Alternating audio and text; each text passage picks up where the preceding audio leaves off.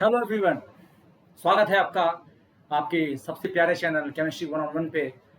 यहाँ पे chemistry 101 channel पे ये वन स्टॉप सॉल्यूशन आपका है, जो केमिस्ट्री के लिए सबसे अच्छा चैनल है आपका, जहाँ पे आपको टॉप एजुकेटर्स मिलते हैं, आपको क्वालिटी कंटेंट मिलता है और एक बहुत बढ़िया एक्सपीरियंस मिलता है। आपको बहुत ज़बरदस्त एक्सपीरियंस होता है पढ़ने का। तो ये हमारा चैनल है जो हमारा आगे हम देखते हैं, हमारा केमिस्ट्री 101 चैनल जो कि सबसे प्यारा चैनल है, जो कि अनअकैडमी के चैनल पे हम काम कर रहे हैं और ये इंडिया का लार्जेस्ट चैनल है, आप जानते हैं। मैं Abhishek Mishra, masters in chemistry, mentor to hundreds of aspirants of JEE and NEET aspirants and teaching experience is more than 15 years. और मैं फुल टाइम एजुकेटर हूँ, जो लगातार आपको आपके साथ रहता हूँ और हमेशा आपके कमेंट्स में आपके जो डाउट्स होते हैं, आप लगातार कमेंट्स में मेरे जो डाउट्स डालते रहते हैं अपने डाउट्स को कमेंट में, तो मैं उसका हमेशा जवाब देता रहता हूँ। तो इसलिए मैं फुल टाइम एजुकेटर हूँ, आपके लिए लगातार काम करता रहता हूँ। कॉन्सेप्चुअल अप्रोच सबसे अच्छा है, बच्चों को जो पसंद आता है वो, इसलिए बच्चे जो कॉन्सेप्ट्स पसंद करते हैं वो ज़्यादातर लाइक करते हैं मेरी क्लासेस को।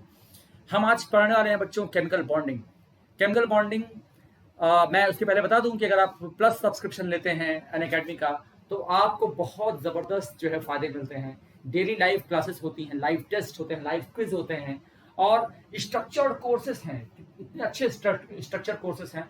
आपको जो कंप्लीट जो है वो एक प्लान के साथ पढ़ाया जाता है, एक प्लान बना के पढ़ाते हैं और उस प्लान में सारी चीज़ें इन्वॉल्व होती हैं। किस तरह से आपके मार्क्स को इंक्रीज किया जाए, किस तरह से आपके टाइम को मैनेजमेंट किया जाए, वो सारी चीज़ होती हैं। और अनलिमिटेड एक्सेस मिलता है आपको रिकॉर्डेड सेशन का और लाइव सेशन का, और आप इंडिया के लार्जेस्ट प्लेटफॉर्म अनअकैडमी के साथ जुड़ करके इसका लाभ उठा सकते हैं।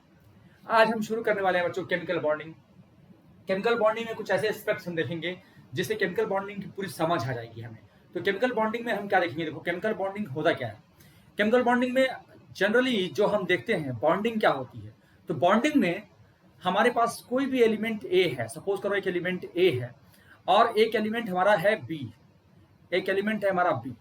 तो एलिमेंट दो, एक एलिमेंट ए और एक एलिमेंट बी, दोनों आपस में बॉन्ड तभी करेंगे जब उन दोनों को फायदा हो, उन दोनों को फायदा हो और दोनों ही स्टेबलाइज करें, तभी वो बॉन्डिंग करते हैं।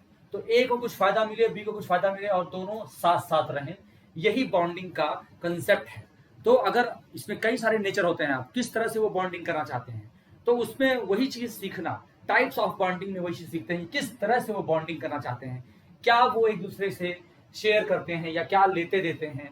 तो इस तरह से वो बॉन्डिंग के लिए हम उसको देखते हैं। तो बॉन्डिंग के लिए सबसे इंपॉर्टेंट चीज है स्टेबिलिटी। स्टेबिलिटी सबसे इंपॉर्टेंट चीज है कि वो stability gain is the most important thing. तो जब भी एलिमेंट जो होते हैं बच्चे, वो एलिमेंट्स जो होते हैं वो बहुत एनर्जेटिक होते हैं और एनर्जी के साथ साथ वो अपनी एनर्जी को मिनिमाइज करना चाहते हैं, और मिनिमाइज करने के लिए वो चाहते हैं अपना आउटर मोस्ट ऑप्टेट्स, अपना आउटर मोस्ट शेल का ऑप्टेट कंप्लीट करें और एनर्जी को कम कर लें। आउटर मोस्ट शेल का ऑप्टेट कंप्लीट करने से मतलब ये है कि वो इनर्ट गैस बन जाए, इनर्ट गैस की तरह बिहेव करें। जैसे अगर मैं सोडियम की बात करूं, तो सोडियम का जो इलेक्ट्रॉनिक कॉन्फ़िगरेशन होता है वो 281 होता है, ठीक है। तो 281 होता है और 281 में से जो लास्ट इलेक्ट्रॉन आप देख रहे हैं, वो लास्ट इलेक्ट्रॉन है कि इसमें थर्ड शेल में है, वो हमारा थर्ड शेल में है। थर्ड शेल से एक इलेक्ट्रॉन अगर निकल जाए तो उसके दो शेल में कितने इलेक्ट्रॉन बच जाएंगे। अगर ये एक इलेक्ट्रॉन निकाल देता है, एक इलेक्ट्रॉन ये निकाल देता है, तो क्या हो जाएगा, ये Na+1 हो जाएगा और ये 28 हो जाएगा, जो कि नियन का इलेक्ट्रॉनिक कॉन्फ़िगरेशन है, जो कि नियॉन का इलेक्ट्रॉनिक कॉन्फ़िगरेशन है। तो आप देख सकते हैं कि ये नियॉन का इलेक्ट्रॉनिक कॉन्फ़िगरेशन मैंने बना दिया और इस तरह से हम सोडियम का आयन बना करके सोडियम को नियन बना देते हैं, नियन की तरह बना देते हैं। और लेकिन ये सोडियम आयन बन गया, ये Na+1 बन गया, ये Na+1 बन गया, ठीक है। तो इस तरह से हम यहाँ पर इसको देख पाते हैं। फिर देखिए, अगर ये एक इलेक्ट्रॉन निकाला है, एक इलेक्ट्रॉन अगर निकाला है इसने, एक इलेक्ट्रॉन निकाला है, तो ये एक इलेक्ट्रॉन किसके पास जाएगा, तो क्लोरीन जो है वो 17 मान लो है, क्लोरीन 17 और ये 287 है, तो इसके पास एक इलेक्ट्रॉन की कमी है। अगर ऑक्टेट कंप्लीट करना हो तो एक इलेक्ट्रॉन ले लेगा, तो ये एक इलेक्ट्रॉन ले करके बच्चों, ये वही सोडियम वाला 1 इलेक्ट्रॉन ले करके और ये बना लेता है Cl- और ये होता है 288, ये 288 होता है और 288 होकर के ये क्या होता है, नियन के बाद आर्गन का यानी 18 आर्गन का इलेक्ट्रॉनिक कॉन्फ़िगरेशन ये अचीव कर लेता है। तो दोनों ही एलिमेंट ने क्या किया, एक ने नियन का इलेक्ट्रॉनिक कॉन्फ़िगरेशन अचीव किया और एक ने आर्गन का इलेक्ट्रॉनिक कॉन्फ़िगरेशन अचीव किया, दोनों मिलकर के NaCl बनाते हैं। तो ये एक कंसेप्ट है यानी जो अपने आप को स्टेबलाइज करना चाहते हैं, किसी तरह से स्टेबलाइज करेंगे, चाहे इलेक्ट्रॉन दे करके, ले करके स्टेबलाइज करेंगे या शेयर करके करेंगे। तो हम इसको आगे पढ़ते हैं केमिकल बॉन्डिंग के टाइप्स में। टाइप 1 आयनिक और इलेक्ट्रोवैलेंट बॉन्ड। जैसे कि अभी हमने देखा कि आयनिक और इलेक्ट्रोवैलेंट बॉन्ड में हमारा जो है वो आयंस जो है वो बनते हैं और आयन ही कंस्टिट्यूएंट पार्टिकल्स होते हैं। तो हमारे कंस्टिट्यूएंट पार्टिकल्स क्या होते हैं बच्चे? आयंस होते हैं, वो आयंस होते हैं, ठीक है। और अट्रैक्टिव फोर्स जो होता है वो होता है इलेक्ट्रोस्टैटिक फोर्स। इलेक्ट्रोस्टैटिक फोर्स यानी जो आयंस होते हैं उनके बीच में इलेक्ट्रोस्टैटिक फोर्स ऑफ अट्रैक्शन होता है। और ये कोई स्पेशल काइंड का देखो ये बॉन्ड जो है वो अट्रैक्शन है, सिर्फ क्या है? चार्जेस के बीच में अट्रैक्शन। जिस तरह से चुंबक एक दूसरे को अट्रैक्ट करता है, जिस तरह से मैग्नेट एक दूसरे को अट्रैक्ट करता है, वैसे ही ये अट्रैक्ट करते हैं। और इसमें कोई डायरेक्शनल कैरेक्टर नहीं होता, इसीलिए इनका कोई पर्टिकुलर शेप नहीं होता। तो ये हमारे पास है सोडियम आयन और क्लोराइड आयन, और इन दोनों से हम इलेक्ट्रोवैलेंट बॉन्ड बनाते हैं। नेक्स्ट देखिएगा, यहाँ पे देखिए मैं सोडियम आयन और क्लोराइड आयन आपस में इंटरैक्ट कर रहे हैं, और इंटरैक्ट कर रहे हैं तो सोडियम आयन यहाँ पर है, ये सोडियम आयन है, और यहाँ पर है क्लोराइड आयन। सोडियम आयन और क्लोराइड आयन, मैं थोड़ा कलर चेंज कर दूं आप लोगों को और साफ साफ दिखाई देगा। तो ये है आपका क्लोराइड आयन और ये है आपका सोडियम आयन। ये दोनों अट्रैक्ट कर रहे हैं और अट्रैक्ट करके ये पास पास आ रहे हैं और एनर्जी को मिनिमाइज कर रहे हैं। अपनी उनकी एनर्जी कम हो रही है और कम होते होते एक मिनिमम तक जाती है। उसके बाद जब वो कंबाइन करते हैं वहीं पर वो कंबाइन कर जाते हैं, और जितनी एनर्जी रिलीज कर रहे हैं ये, जब वो पास पास आ रहे हैं तो अपनी एनर्जी रिलीज कर रहे हैं, और वही एनर्जी में मिनिमम तुम देख रहे हो। आप देख रहे हैं कि एनर्जी कम होती आ रही है। तो ये जो एनर्जी कम हो रही है, ये जो रिलीज कर रहे हैं एनर्जी है इसमें से, और इसी रिलीज एनर्जी को हम लैटिस एनर्जी कहते हैं। इसको हम आगे किसी टॉपिक में पढ़ेंगे। तो ये एनर्जी अट्रैक्टिव इंटरैक्शंस होते हैं। देखिए यहाँ पर अट्रैक्टिव इंटरैक्शंस होते हैं, और यहाँ पर आकर के सबसे कम डिस्टेंस आर 236 पिकोमीटर पे आते हैं। तो ये इनका मिनिमम डिस्टेंस होता है आपस में, ये इनका मिनिमम डिस्टेंस होता है। और एनर्जी कितनी गिर गई इनकी? -589 किलो जूल पर मोल। इसका मतलब ये कि इन्होंने जब ये कंबाइन किए तो 589 किलो जूल पर मोल इन्होंने रिलीज किया, और यही इनकी लैटिस एनर्जी होगी। तो ये इस तरह से हमने आयनिक, देखिए ये नॉन डायरेक्शनल होते हैं। नॉन डायरेक्शन का मतलब होता है बच्चों कि इनका कोई शेप नहीं है, नो शेप, कोई शेप नहीं होता है। क्योंकि ये चारों तरफ से ये A+ है मान लो, और B- यहाँ पे रह गया, B- यहाँ पे हो गया, ऊपर B- हो गया, नीचे B- हो गया। इस तरह से हर डायरेक्शन में ये एक घिरे होते हैं। फिर B- जो है वो A+ से घिरा होगा, तो इस तरह से वो चारों तरफ से A+ और B- से घिरे होते हैं, और एक पूरा नेटवर्क बना लेते हैं, पूरा जाल बना लेते हैं, और इसी को हम बोलते हैं लैटिस स्ट्रक्चर।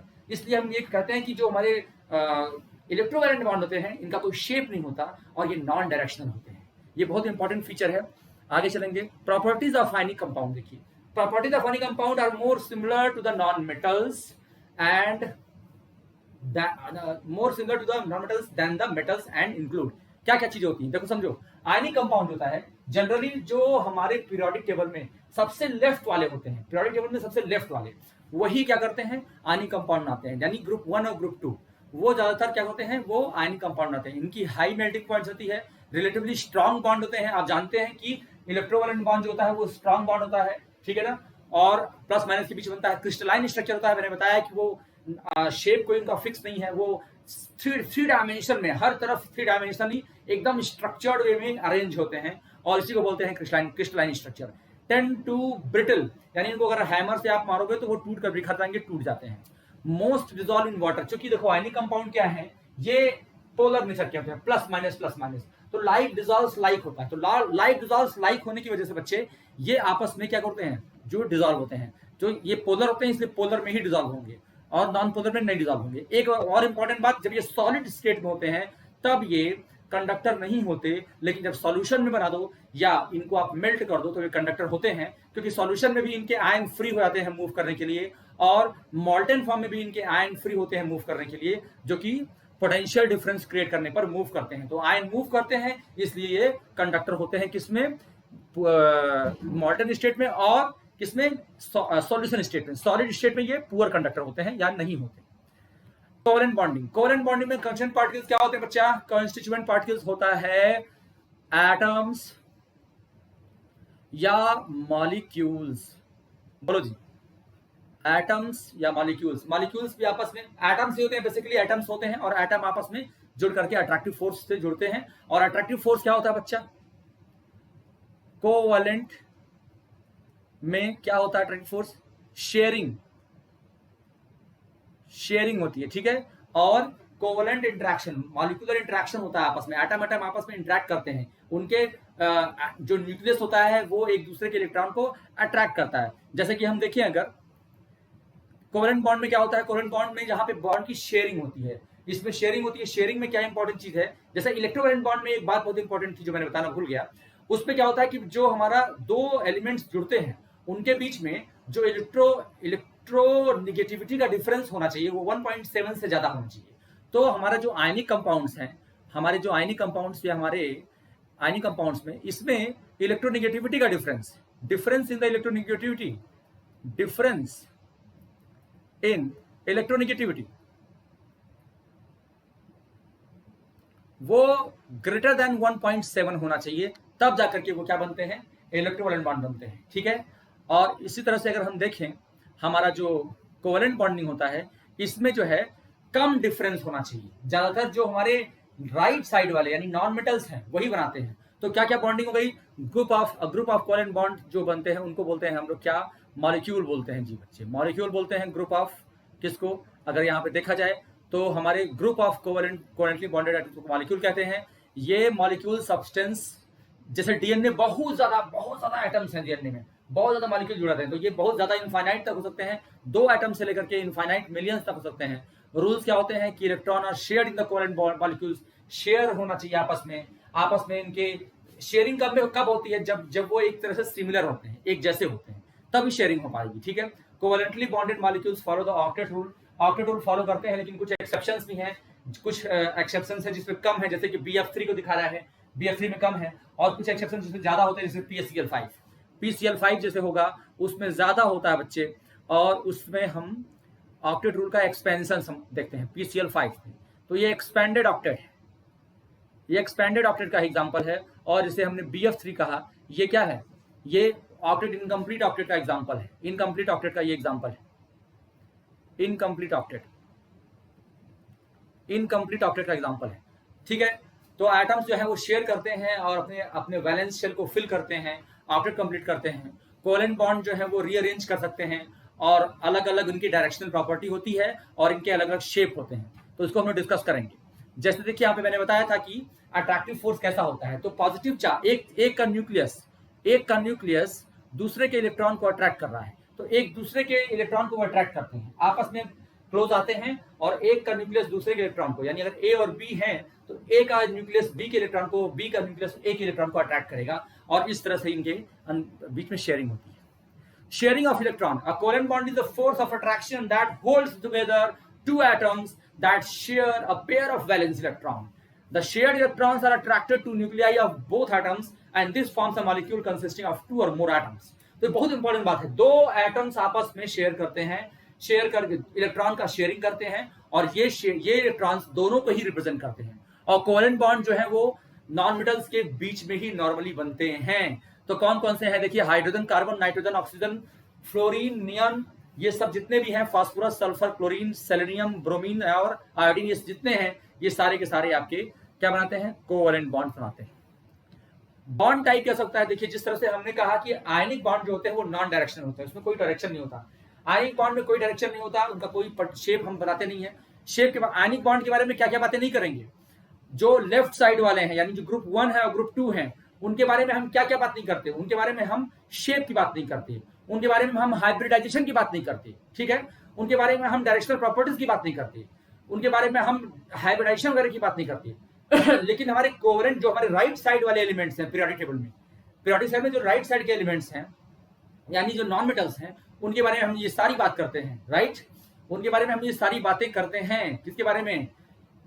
हाइब्रिडाइजेशन के बारे में। किसके बारे में? शेप के बारे में। तो यहाँ पे देखिए, जो हमारा बॉन्ड टाइप होता है वो पोलर भी हो सकता है, नॉन पोलर भी हो सकता है। जैसे अगर पोलर की बात करें तो वाटर में देखिए, वाटर में पोलर बॉन्ड बनता है, वाटर में पोलर बॉन्ड बनता है, पोलर कोवैलेंट बॉन्ड बनता है O और H के बीच में। और शेप देखिए, अगर वाटर का देखते हैं तो बेंट होता है। इस पर शेप पे हम valence shell electron pair repulsion theory next class में हम स्टडी करेंगे, उस पर मैं अपना वीडियो बनाऊंगा, उसमें देखेंगे। पोलर बॉन्ड, मीथेन में को नॉन पोलर बॉन्ड बनता है, क्योंकि चारों तरफ देखो आप यहाँ पे ये है, तो ये पोलर तो होता है, इसमें देखिए सी चारों तरफ से ऊपर नीचे इधर चारों तरफ से सारे बॉन्ड कैंसिल करते हैं, सारे पोलरिटी कैंसिल होती है, इसलिए नॉन पोलर होता है। और कार्बन डाइऑक्साइड में देखिए ये क्या है, ये पोलर कोवेलेंट है, लेकिन नेट नेट जो है यहाँ पर एक इधर जाता है डाइपोल मूवमेंट और एक इधर डाइपोल मूवमेंट जाता है, तो डाइपोल मूवमेंट का एक दूसरे को कैंसिल कर देने से भी क्या होता है, ये नॉन पोलर होते हैं, ठीक है। और यहाँ पे भी नॉन पोलर इस तरह से हो रहे हैं। तो मॉलिक्यूल्स जो होते हैं जो कोवेलेंट बॉन्ड बनाते हैं वो पोलर और नॉन पोलर दोनों ही हो सकते हैं। कोवेलेंट बॉन्ड और आयनिक बॉन्ड में डिफरेंस देख लीजिए। कोवेलेंट बॉन्ड में जो पोलर कोवेलेंट बॉन्ड होते हैं उनकी इलेक्ट्रोनेगेटिविटी का डिफरेंस 0.5 से 1.7 के बीच में होता है। नॉन पोलर जो कोवेलेंट बॉन्ड होते हैं उनकी इलेक्ट्रोनेगेटिविटी का डिफरेंस जैसा कि कार्बन और हाइड्रोजन में 0.5 से कम होता है। ध्यान से समझिएगा, अगर कोवेलेंट कंपाउंड बन रहा है तो 0.5 से अगर कम इलेक्ट्रोनेगेटिविटी का डिफरेंस है, अगर इलेक्ट्रोनेगेटिविटी का डिफरेंस 0.5 से कम है तो वो क्या बनेंगे, नॉन पोलर कोवेलेंट बॉन्ड बनेंगे। अगर उनके अंदर बीच में इलेक्ट्रोनेगेटिविटी का डिफरेंस 0.5 से 1.7 के बीच में है तो वो पोलर कोवेलेंट बॉन्ड बनेंगे। और अगर उनके बीच में 1.7 से ज्यादा इलेक्ट्रोनेगेटिविटी का डिफरेंस है तो वो बनेंगे आयनिक कंपाउंड बनाएंगे। कोऑर्डिनेट बॉन्ड या डेटिव बॉन्ड, देखिए कंस्टिट्यूएंट पार्टिकल्स जो होते हैं, जैसे इसमें जैसे कोवेलेंट बॉन्ड होता है उसमें भी एटम्स होते हैं, इसमें भी वही होते हैं एटम्स, और अट्रैक्टिव फोर्स सेम वही चीज होता है, लेकिन क्या मेन डिफरेंस होता है वो देखेंगे। देखिए अगर हम कोवेलेंट बॉन्ड की बात करें, जैसे नाइट्रोजन है, तो नाइट्रोजन नाइट्रोजन के चारों तरफ जो है 5 इलेक्ट्रॉन होते हैं, आउटर मोस्ट शेल में 5 इलेक्ट्रॉन होते हैं। वैलेंस इलेक्ट्रॉन कितने हैं नाइट्रोजन के पास, 5 इलेक्ट्रॉन, ठीक है, क्योंकि 15 ग्रुप में आता है और इसका 5 है। आप इलेक्ट्रॉनिक कन्फिगरेशन देखेंगे तो 2 और 5 आएगा। तो इलेक्ट्रॉनिक कन्फिगरेशन देखने पर भी पता चलता है कि ये नाइट्रोजन के पास 5 इलेक्ट्रॉन्स हैं। तो इसके पास अगर ये 3 इलेक्ट्रॉन अपना इसको मिल जाए, कहीं से शेयर कर ले, तो इसका ऑप्टेट कंप्लीट हो जाएगा। दिख रहा है ये ऑप्टेट कंप्लीट हो गया। नाइट्रोजन के चारों तरफ हमें 8 इलेक्ट्रॉन दिखाई देंगे, और ये 8 इलेक्ट्रॉन्स बता रहे हैं नाइट्रोजन की चारों तरफ कि इसका ऑक्टेट कंप्लीट हो गया। अच्छा, तो अब देखिए जो बचा हुआ अनशेयर्ड पेयर है, जो बचा हुआ ये अनशेयर्ड पेयर आपको दिख रहा है, यही इसी को बोलते हैं लोन पेयर। और ये लोन पेयर अगर किसी को दे दे, जैसे केमिस्ट्री का भिखारी कौन है जी, प्रोटॉन बोलते हैं, कौन है वो, H+ है, ये केमिस्ट्री का भिखारी है और इसके पास कोई इलेक्ट्रॉन नहीं है। तो इसको 2 इलेक्ट्रॉन चाहिए था, 2 इलेक्ट्रॉन चाहिए, इसको क्यों नहीं चाहिए, बिल्कुल चाहिए। तो 2 इलेक्ट्रॉन लेकर के क्या बनाएगा, ये बनाएगा NH4, ये बनाएगा NH4, ठीक है। और ये कोऑर्डिनेट किया है, इसको दिया है किसने, नाइट्रोजन ने। तो नाइट्रोजन पे प्लस चार्ज दिखा दोगे, क्योंकि नाइट्रोजन ने उसको अपना इलेक्ट्रॉन दिया है। तो जो 2 इलेक्ट्रॉन आप देख रहे हो, जैसे ये नाइट्रोजन है और ये हाइड्रोजन है, और ये 2 इलेक्ट्रॉन जो आप देख रहे हैं, तो ये 2 इलेक्ट्रॉन में से दोनों ही इलेक्ट्रॉन किसका है, वो है नाइट्रोजन का। और उसने क्योंकि एक इलेक्ट्रॉन हाइड्रोजन की तरफ दे दिया, इसलिए इस पे +1 चार्ज आता है। तो इसी तरह से और भी मॉलिक्यूल्स हैं, जैसे आप देखेंगे यहाँ देखिए, तो कोऑर्डिनेट कोवेलेंट बॉन्ड, इसलिए इनको कोऑर्डिनेट कोवेलेंट कंपाउंड्स कहते हैं, कोवेलेंट बॉन्ड्स कहते हैं। अ coordinate bond also called dative bond, इसको हम लोग डेटिव बॉन्ड भी कहते हैं, इज अ कोवेलेंट बॉन्ड जिसमें एक ही एलिमेंट दोनों ही इलेक्ट्रॉन अपना शेयर करता है। Both electrons come from the same electron, ठीक है। तो coordinate covalent bond is usually shown with the arrow, उसको एरो से दिखाते हैं। तो यहाँ पे देखिए कार्बन को ऑक्सीजन ने अपना इलेक्ट्रॉन दिया है, उसको हम एरो से दिखा रहे हैं। ऐसे बहुत सारे ऐसे एग्जांपल्स हम देख सकते हैं। आप जरा डिफरेंस देख लिया covalent bond versus coordinate bond में। Covalent bond is the type of chemical bond which is formed when two atoms share their unpaired electrons with each other, ठीक है, 2 एटम शेयर करते हैं। जबकि कोऑर्डिनेट बॉन्ड क्या होता है, a coordinate bond is a type of chemical bond there is a form due to the donation of a lone pair of electron from one atom to the another atom, ये होता है, ठीक है ना। 2 atoms donate equal number of electrons in the covalent bond. Covalent bond में क्या होते हैं, 2 atom equal number of electrons donate करते हैं, लेकिन कोऑर्डिनेट में केवल एक ही एटम डोनेट करता है पेयर ऑफ इलेक्ट्रॉन्स। कोवेलेंट में बात करते हैं तो there should be unpaired electrons. हाँ, बहुत इंपॉर्टेंट बात, कोवेलेंट बॉन्डिंग अगर आपको करनी है तो उसमें अनपेयर्ड इलेक्ट्रॉन चाहिए आपको, जिससे कि शेयरिंग हो सके। अनपेयर्ड इलेक्ट्रॉन ऐसे जो दिखाते हो आप लोग, इस तरह से अनपेयर्ड इलेक्ट्रॉन जिसके बीच में शेयरिंग हो सकनी चाहिए। जबकि हमारा जो कोऑर्डिनेट होता है वो फील्ड ऑर्बिटल होगा, तब वो कोऑर्डिनेट करेगा। बहुत इंपॉर्टेंट बात है ये, बहुत इंपॉर्टेंट बात है, ठीक है। और इसी वजह से आप बहुत सारी चीजें देखते हो, जैसे कि कार्बन का जो ग्राउंड स्टेट है उसमें आप देखेंगे कि ऐसा होता है। कार्बन के ग्राउंड स्टेट में आप देखेंगे 2s2 और 2p2 होता है। तो अगर इस हिसाब से देखा जाए तो इसमें दो ही अनपेयर्ड हैं, लेकिन इसके एक्साइटेड स्टेट में जो जाता है तो ये इलेक्ट्रॉन इसमें आता है, और एक्साइटेड स्टेट में यहाँ पे इलेक्ट्रॉन आकर के 4 अनपेयर्ड इलेक्ट्रॉन बनाता है। इसीलिए कार्बन जो है वो 4 बॉन्ड बनाता है, इसकी मिक्सिंग हो जाती है और 4 बॉन्ड बनाता है कार्बन, 4 बॉन्ड बनाता है, ठीक है। लेकिन यही चीज नाइट्रोजन के लिए देखेंगे आप, तो नाइट्रोजन में क्या है, 5 इलेक्ट्रॉन होते हैं, 2s2 और 2p3, 2s2 और 2p3। तो 2s2 और 2p3 में एक्साइटेड हो भी जाएगा तो भी एक बॉक्स में पेयरिंग हो ही रहेगी। जैसे 2s2 आप देखिए 2s2 है और 2p2 है, 2p3 ये नाइट्रोजन का है। अगर इस पे आप एक्साइटेशन कर भी देते हो तो इसमें 4, अगर एक्साइटेड करने के बाद इसका आपने हाइब्रिडाइजेशन कर दिया तो इसमें 3 जो है आप देखेंगे 3 अनपेयर्ड है और 1 पेयर है। तो जो 1 पेयर्ड है वो क्या करेगा, कोऑर्डिनेट करेगा, बाकी जो 3 अनपेयर्ड है वो कोवेलेंट बॉन्ड बनाएंगे। ये इंपॉर्टेंट चीज है, ठीक है ना। अब इसमें देखिए empty orbitals are not required, किसमें, कोवेलेंट बॉन्डिंग में एम्प्टी ऑर्बिटल रिक्वायर्ड नहीं है, क्योंकि दोनों के पास आधा आधा होना चाहिए।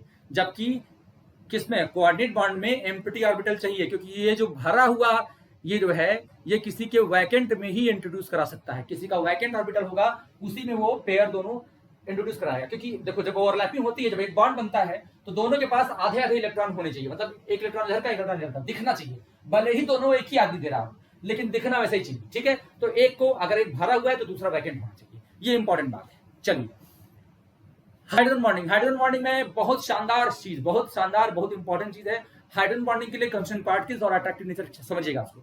देखिए हाइड्रोजन बॉन्डिंग में फ्लोरीन या फिर नाइट्रोजन या फिर ऑक्सीजन, ये इन तीनों चीज से अटैच हाइड्रोजन होना चाहिए। हाइड्रोजन इनके से अटैच होना चाहिए जिससे कि इन पर एक खास क्या हो, पॉजिटिव चार्ज डेवलप हो जाए। खास पॉजिटिव क्यों कह रहा हूं मैं, देखो एक होता है पार्शियल पॉजिटिव, पार्शियल 1 से यूनिट से कम पॉजिटिव चार्ज को हम पार्शियल पॉजिटिव चार्ज कहते हैं। यूनिट से कम यानी 1 सिंगल, मतलब -1 ना हो या +1 ना हो, उससे कम हो, 0.9 हो, 0.91 हो, 0.99 तक भी हो, तब पर भी हम क्या बोलेंगे, इसको पार्शियल चार्ज बोलते हैं। तो खास पॉजिटिव चार्ज बोलने का मतलब है कि ज्यादा, एक जनरल से कहीं ज्यादा। तो फ्लोरीन बहुत हाईली इलेक्ट्रोनेगेटिव है, नाइट्रोजन भी हाईली इलेक्ट्रोनेगेटिव है और ऑक्सीजन भी है। तो इन लोगों से अटैच जो हाइड्रोजन होते हैं उस पर एक खास तरह का ज्यादा अमाउंट का पार्शियल चार्ज लेकिन डेवलप होता है, ठीक है। तो ये होना चाहिए, ये तीनों चीज हो, और इसके क्लोजली अटैच्ड फ्लोरीन या नाइट्रोजन या ऑक्सीजन, यही तीनों चीज हो। अगर ऐसा आप देखते हैं कहीं कंडीशन तो वहां पर हाइड्रोजन बॉन्डिंग होगा। कैसे होगा वो देखेंगे हम लोग, आगे देखते हैं। देखिए दो तरह की बॉन्डिंग का कंडीशन देख लिया। अब इंट्रामॉलिक्यूलर और इंटरमॉलिक्यूलर दो तरह की हाइड्रोजन बॉन्डिंग होती है। इंट्रा क्या होता है, इंट्रा होता है जब एक ही मॉलिक्यूल के अंदर बॉन्डिंग हो जाए। जैसे कि आप देखिए, जैसे कि मान लीजिए एग्जांपल देता हूं, इंट्रामॉलिक्यूलर में इंट्रामॉलिक्यूलर का एग्जांपल देता हूं। जैसे कि आप आर्थो नाइट्रोफिनॉल देख लीजिए, ये आपका फिनॉल है, OH है, O से अटैच है, और आर्थो पोजीशन जो होती है जस्ट बगल वाली पोजीशन को हम आर्थो बोलते हैं। किसी भी बेंजीन रिंग पे जो कोई चीज जुड़ा हुआ है उससे जस्ट बगल वाली पोजीशन को आर्थो, उसके बगल वाले को मेटा, और सबसे नीचे वाले को क्या बोलते हैं, पैरा। तो आर्थो मेटा पैरा। तो आर्थो नाइट्रोफिनॉल में ये जो N का O है, ये आपस में ये लोग डेल्टा प्लस और डेल्टा माइनस, और ये आपस में यहाँ पर हाइड्रोजन बॉन्डिंग होती है। तो इनके बीच में हाइड्रोजन बॉन्डिंग होती है। आपने देखा कि ऑक्सीजन से अटैच, यहाँ पे कंडीशन क्या है, ऑक्सीजन से अटैच हाइड्रोजन है और नियर बाई क्या है, ऑक्सीजन है। तो ये आपस में डेल्टा प्लस है, डेल्टा माइनस है, इनके बीच में एक काइंड का पोलर, एक्चुअली हाइड्रोजन बॉन्डिंग एक स्पेशल काइंड है। हाइड्रोजन बॉन्डिंग क्या है, एक special kind of dipole dipole interaction है। तो डाइपोल डाइपोल इंटरेक्शन है, तो यहाँ पे भी एक डाइपोल बन रहा है, यहाँ पे भी एक डाइपोल बन रहा है। देखिए ये डेल्टा माइनस है और डेल्टा प्लस है। तो दो इंटरेक्शन होने की वजह से दो डाइपोल आपस में इंटरेक्ट करते हैं तो हाइड्रोजन बॉन्डिंग डेवलप होता है। और एक ही मॉलिक्यूल के अंदर अगर हो रहा है तो उसको क्या बोलते हैं, तब उसको बोलते हैं हम लोग क्या बोलते हैं बच्चे, इंट्रामॉलिक्यूलर हाइड्रोजन बॉन्डिंग। इंट्रा मतलब एक मॉलिक्यूल के अंदर, उसी मॉलिक्यूल के आपस में, ठीक है, किसी और से नहीं, आपस में। और इससे एक दो तीन चीजें बहुत इंपॉर्टेंट है। इससे क्या होता है, मॉलिक्यूल स्फेरिकल होता है, और इस साइक्लिक स्ट्रक्चर बनता है, साइक्लिक स्ट्रक्चर जो बनता है बच्चे, इसको बोलते हैं हम लोग चिलेशन, इसको बोलते हैं चिलेशन। तो हाइड्रोजन बॉन्डिंग की वजह से अगर कोई साइक्लिक स्ट्रक्चर बन रहा है उसको बोलते हैं हम लोग चिलेशन। और चिलेशन जो है एक्स्ट्रा स्टेबिलिटी प्रोवाइड करता है, ये बात ध्यान है, चिलेशन एक्स्ट्रा स्टेबिलिटी प्रोवाइड करता है। हाइड्रोजन बॉन्डिंग होती है इंट्रामॉलिक्यूलर, यानी आपस में साइकिल बन जा रहा है, उसी मॉलिक्यूल में बन जा रहा है। तो मॉलिक्यूल स्फेरिकल होता है, तो मॉलिक्यूल जब स्फेरिकल होगा तो उसका सरफेस एरिया कम हो जाएगा, और सरफेस एरिया कम हो जाएगा तो आपस में दूसरे वाले मॉलिक्यूल से कम इंटरेक्ट करेगा, इसलिए मोर वोलेटाइल होगा, जल्दी जल्दी उड़ेगा, जल्दी जल्दी उड़ेगा, ठीक है, ज्यादा वोलेटाइल होगा क्योंकि उसने सरफेस एरिया कम कर लिया, हाइड्रोजन बॉन्डिंग कर लिया, सरफेस एरिया कम कर लिया, तो इंट्रामॉलिक्यूलर हाइड्रोजन बॉन्डिंग होगी तो सरफेस एरिया कम हो जाएगा और आपस में इंटरेक्शन कम होगा। इस इंटरेक्शन कम होने की वजह से थोड़ा सा ही उसको हीट मिलेगा तो वो उड़ जाएगा, इसलिए वोलेटिलिटी क्या होती है इंट्रामॉलिक्यूलर की कम होती है। और इंटरमॉलिक्यूलर की सीखेंगे हम लोग। इंटरमॉलिक्यूलर देखिए, इंटरमॉलिक्यूलर में क्या होता है, जैसे आर्थो के साथ पैरा अगर देखिए, हम यहाँ पे पैरा नाइट्रोफिनॉल की बात करेंगे। ये है मान लीजिए OH है, इधर है आपका NO2, ये पैरा नाइट्रोफिनॉल है। इसका दूसरा जो मान लीजिए यहाँ पे O है, ये है आपका NO2 है मान लीजिए यहाँ पर, और ये है आपका बेंजीन रिंग, ये इधर OH। तो इस तरह से चल रहा है, ठीक है, आप ये देख सकते हैं इस तरह से चल रहा है। और इसमें जो है आपस में अगर देखिएगा इसमें से, तो इसमें जो है इस तरह से हाइड्रोजन बॉन्डिंग हो जाती है। तो हाइड्रोजन बॉन्डिंग आपने देखा कि किस तरह से दो अलग अलग मॉलिक्यूल है उसके बीच में हाइड्रोजन बॉन्डिंग हो रही है। तो इस तरह के हाइड्रोजन बॉन्डिंग को क्या, दो मॉलिक्यूल का टाइप सेम है, लाइक मॉलिक्यूल्स है, लेकिन अलग अलग मॉलिक्यूल्स है और उनके बीच में हो रही है। तो इस तरह के इंटरेक्शन को क्या बोलते हैं हम लोग, इंटरमॉलिक्यूलर हाइड्रोजन बॉन्डिंग बोलते हैं। और इसमें क्या होता है, ज्यादा लंबी चेन, बहुत ज्यादा लोग जुड़ जाते हैं आपस में, इधर भी लंबी चेन, मतलब चेन जुड़ती ही चली जाएगी। इसलिए वाटर में भी क्या है, वाटर मॉलिक्यूल देखते हैं अगर आप वाटर में, तो वाटर में भी क्या है, एक वाटर मॉलिक्यूल 4 हाइड्रोजन बॉन्ड बनाता है, इधर से एक ऑक्सीजन, इधर से, और इधर से ऑक्सीजन से, इधर से, और ऊपर देखिए, ऊपर यहाँ पर इधर H होगा किसी वाटर मॉलिक्यूल का H, और इधर भी किसी वाटर मॉलिक्यूल का H होगा।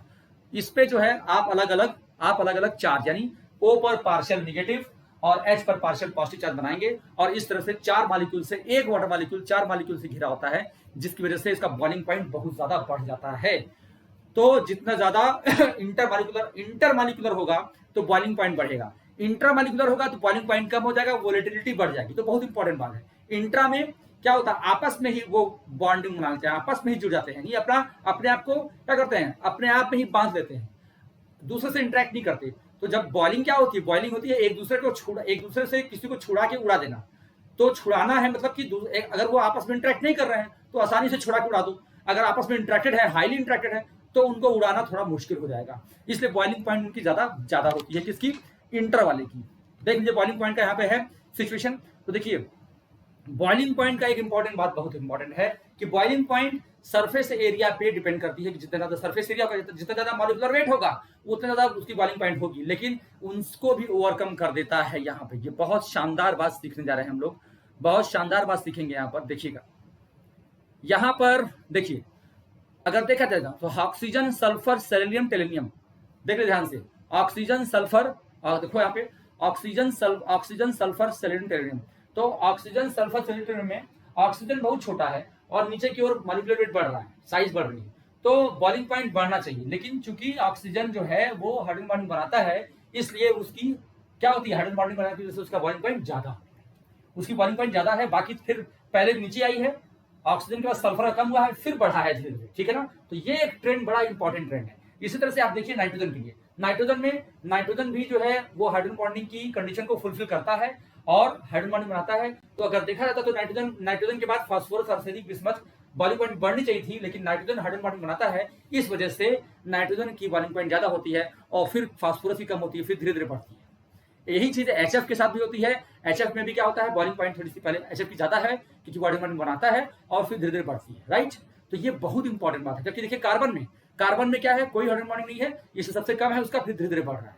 तो बॉइलिंग पॉइंट बहुत इंपॉर्टेंट चीज था बच्चों, ये हमने पूरा कवर किया। Effect of hydrogen bonding on volatility क्या होता है, इफेक्ट बताइए आप। अभी मैंने बताया आपको वोलेटिलिटी जो है, अगर इंट्रामॉलिक्यूलर होगा, इंट्रामॉलिक्यूलर हाइड्रोजन बॉन्डिंग होती है बच्चे, तो क्या होती है वोलेटिलिटी, तो वोलेटिलिटी बढ़ जाती है, ठीक है। और वही अगर इंटर मॉलिक्यूलर होगा तो वोलेटिलिटी स्पेलिंग देखना जी, वो घट जाती है। इंट्रामॉलिक्यूलर में वोलेटिलिटी कम हो जाती है, ठीक है बच्चा। फिर स्टेबिलिटी मैंने बताया कि स्टेबिलिटी इंक्रीज करती है, हाइड्रोजन बॉन्डिंग की वजह से स्टेबिलिटी जो होती है वो इंक्रीज करती है। इंट्रामॉलिक्यूलर में इंट्रामॉलिक्यूलर में क्या होता है, चिलेशन होता है, चिलेशन होता है इंट्रामॉलिक्यूलर में। मैं जरा से इसको साफ करके सही से लिख देता हूं बच्चे। देखिए इंट्रामॉलिक्यूलर में क्या होता है, चिलेशन होता है, चिलेशन। इसी वजह से क्या होता है, स्टेबिलिटी और बढ़ जाती है। तो स्टेबिलिटी इसलिए और बढ़ जाती है बच्चों। तो ये बहुत इंपॉर्टेंट चीजें हमने डिस्कस किया और हमने देखा कि किस तरह से इंट्रामॉलिक्यूलर से हमारी स्टेबिलिटी बढ़ जा रही है, चिलेशन की वजह से स्टेबिलिटी बढ़ जा रही है, एक्स्ट्रा स्टेबिलिटी मिल जा रही है। ठीक है, तो हमारा ये जो है आज हमने डिस्कस किया कि किस तरह से हाइड्रोजन बॉन्डिंग हम देखते हैं और किस तरह से हमने अपना केमिकल बॉन्डिंग का ये सारे एस्पेक्ट किया।